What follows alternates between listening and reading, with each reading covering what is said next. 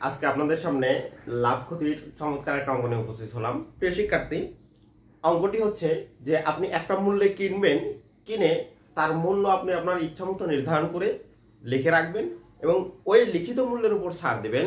দেওয়ার পরে আপনার কি পরিমাণ লাভ হবে সেই পরিমাণটা বের করতে হবে। প্রিয় শিক্ষার্থী, খেয়াল করেন, বলা হচ্ছে একজন দোকানদার ক্রয় মূল্যের চেয়ে 20% বেশি মূল্য নির্ধারণ করে এবং সেই মূল্যের উপর তিনি আবার 10% ছাড় দেন। তার লাভের হার কত? প্রিয় শিক্ষার্থী, খেয়াল করেন, আমরা রিটেন প্রসেসে অঙ্কটি করব। যে ধরি ক্রয় মূল্য 100 টাকা। প্রিয় শিক্ষার্থী, 100 টাকায় সে একটি পণ্য কিনছে, এবার 20% মূল্য বেশি নির্ধারণ করছে। তাহলে 20% যদি নির্ধারণ বেশি করে তাহলে কি হবে? 20% বেশিতে মূল্য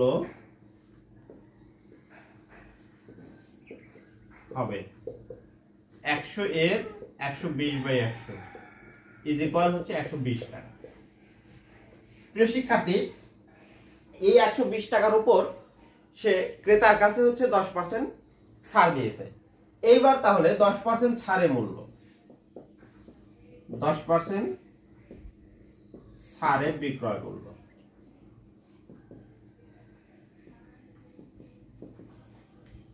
একশো 20 এর 90/100, তাহলে কত হচ্ছে? 9/12 টাকা।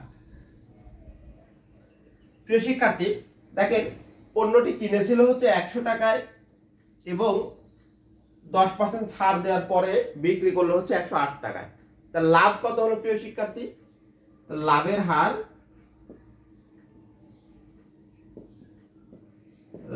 হার 108 বিয়োগ 100 ইজ ইকুয়াল টু 8%। প্রিয় শিক্ষার্থী, আজকে এই পর্যন্তই। পরবর্তীতে আরো অঙ্ক নিয়ে উপস্থিত হবো। আসসালাম।